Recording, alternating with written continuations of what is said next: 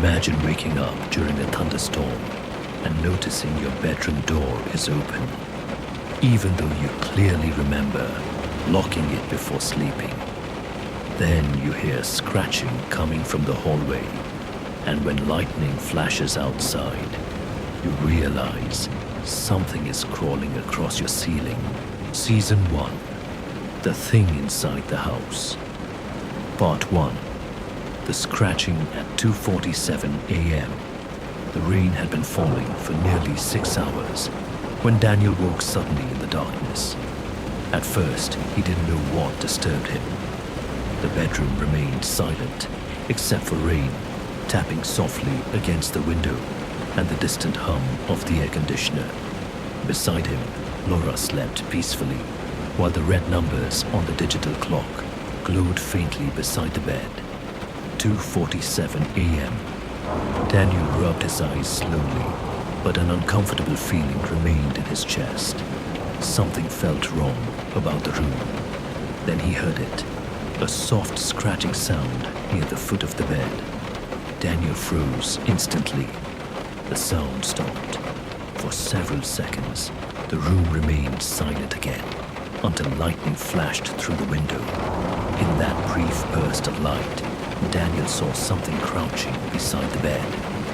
Thin, pale skin stretched tightly across its body, while long arms bent backward against the floor like spider legs. Its eyes reflected the lightning, like an animal staring from darkness. Then the room fell black again. Daniel reached toward Laura to wake her, but before he touched her, the creature suddenly moved. Pale limbs scrambled silently across the floor toward the hallway with terrifying speed before vanishing into darkness. Laura woke immediately as Daniel jumped from bed. Together, they searched the house with flashlights, but found nothing. No broken windows, no forced entry, no footprints. Then Daniel noticed deep scratches carved into the hallway floor, leading toward their son Ben's bedroom. Daniel ran to the room and found Ben sitting upright in bed, staring silently toward the ceiling corner above the door. "The tall man was watching you," Ben whispered quietly. Laura raised the flashlight toward the ceiling and screamed. The pale creature clung motionlessly above them, like a giant insect, smiling with a mouth far wider than humanly possible, before launching itself over their heads and disappearing into darkness. Part 2, The Drawing. The police searched the house the following morning, but found no evidence anyone had entered during the night. Officers blamed stress, exhaustion, and nightmares. But Daniel knew what he saw. Worse, Ben saw it too. During breakfast, Ben quietly sat drawing with crayons, while Laura tried calming herself with coffee. Daniel glanced at the paper and felt cold immediately. Ben had drawn the pale creature crouched beside Daniel's bed, with huge black eyes and long limbs. Above the drawing, Ben wrote 3 uneven words. The rake came. Over the next several nights, strange things continued happening inside the house. Their dog refused to walk near the hallway after dark. Ben started sleepwalking. Sometimes, Daniel found him standing near windows late at night, staring silently into the backyard. Laura began hearing scratching sounds inside the walls. Shortly after midnight, Daniel became obsessed with protecting his family. He installed cameras throughout the house and kept every light on overnight. For 3 nights, nothing unusual appeared. Then, on the 4th night, the hallway camera activated at exactly 2:13 a.m. The footage showed the pale creature standing motionless outside Ben's bedroom door. Its head tilted unnaturally, while static distorted the screen. Then the timestamp froze for nearly 6 minutes. When the footage resumed, the creature had disappeared, and Ben's bedroom door stood slightly open. Part 3, the voice in the dark the next morning, Daniel questioned Ben carefully about the night before. Ben looked exhausted and frightened. "He told me not to look outside," he whispered. Daniel asked who he meant, but Ben only stared toward the hallway silently. That night, another storm rolled across the town. Daniel stayed awake beside the bed, holding a baseball bat, while Laura slept uneasily beside him. At exactly 2:47 a.m., the scratching sound returned outside the bedroom door. Slow, deliberate. Daniel stood carefully and approached the hallway. The scratching stopped instantly. Then he heard breathing behind him. Wet, slow, inhuman. Daniel turned around and saw the creature crouched beside the bed, exactly where he first encountered it. Its huge black eyes reflected faint light from the storm outside, while its smile stretched wider than before. This time it spoke. "Let me stay," it whispered in a cracked, almost human voice. The lights failed instantly. Laura screamed somewhere inside the house, while Ben cried from down the hallway. Daniel swung the baseball bat wildly through darkness, but hit nothing. When the lights returned moments later, the bedroom stood empty. The front door hung open, while rain poured into the house from outside. Ben was gone. Part 4. The search police searched the surrounding woods for weeks without finding any trace of Ben. No footprints, no evidence, nothing. Laura slowly fell apart from grief, while Daniel became consumed by obsession. Every stormy night, he sat watching the tree line behind the house, believing he could still see movement between the trees. Then one night, during heavy rain, Daniel spotted a small figure standing near the woods. Ben, motionless beneath the storm, and crouched beside him was the pale creature staring directly toward the house. Daniel ran outside into the rain, but the figures vanished instantly into darkness. The following day, Daniel began researching unexplained disappearances connected to forests across the country. He discovered old newspaper reports describing identical creatures appearing before missing child cases dating back decades. Witnesses described pale skin, black eyes, long limbs, and scratching sounds outside homes late at night. One article mentioned an abandoned drainage tunnel system beneath Blackwood Forest, where several disappearances occurred during the 1980s. Daniel immediately drove there alone. Part 5. The tunnel below Blackwood. Blackwood Forest stretched endlessly beneath cold grey skies, while rain dripped steadily through dead trees. Daniel carried only a flashlight, camera, and handgun as he searched for the drainage tunnel mentioned in the reports. Eventually, he discovered a rusted entrance hidden beneath overgrown vines. The smell inside was unbearable. Wet concrete, rotting water, something else underneath. Deep scratches covered the tunnel walls, while children's drawings littered the floor. Every drawing showed the same pale, smiling creature watching from darkness. Daniel followed distant sounds deeper underground until he heard something impossible echo through the tunnel. "Dad," Ben's voice. Daniel ran desperately toward the sound until his flashlight revealed a small figure standing ahead in darkness. Ben, pale and thin, but alive. Daniel rushed toward him in relief before stopping suddenly. Ben wasn't blinking. His smile looked wrong. Then Daniel noticed movement above him. The creature crawled silently across the tunnel ceiling, watching them both with enormous black eyes. Season 2. The Nest Part 1. The Underground People.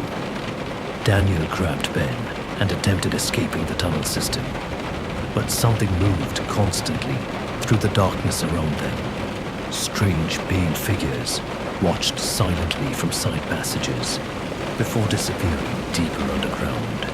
Eventually, Daniel discovered they were human survivors, missing people who vanished years earlier and somehow continued living beneath the forest. Many looked starved and unstable. Some whispered prayers about the watcher below. Others warned Daniel not to make noise because it listens. An older woman explained that the creatures hunted families for weeks before taking children underground.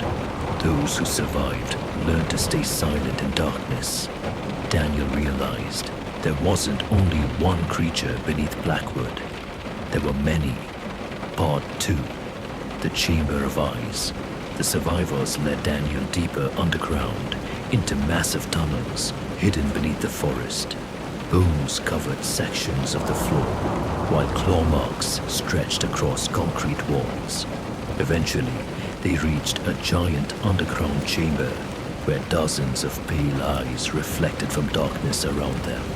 Shapes moved silently between rocks and tunnels. Daniel tightly held Ben while trying not to panic. Then one massive figure slowly emerged from the shadows, taller than the others, thinner. Its smile stretched across nearly half its face.